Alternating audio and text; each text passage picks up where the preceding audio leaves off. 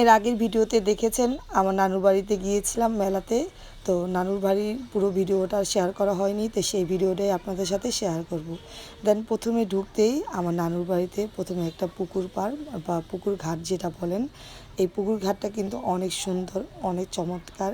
আর আমার কিন্তু এই পুকুর ঘাটে অনেক স্মৃতি আছে, কারণ আমার শিশুকাল বলেন, শৈশব বলেন, কিন্তু বেড়ে ওঠাই কিন্তু আমার এই নানু বাড়িতে।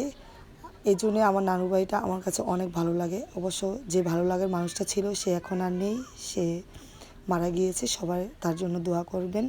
তো পুকুর পাড়ের সাথেই হচ্ছে মাজার, যে মেলাতে এসেছি এখানে হচ্ছে এই মাজারের ভিতর হচ্ছে আমার বড় নানার, বড় বাবার কবর, তারপর নানুর কবর, অনেকের কবরই আছে।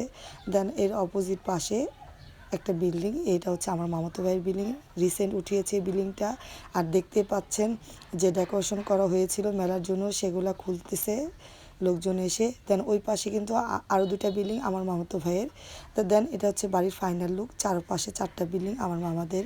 দেন মাঝখানে হচ্ছে উঠান, আর একদম বাড়ি বরাবর হচ্ছে এই মাজারটা।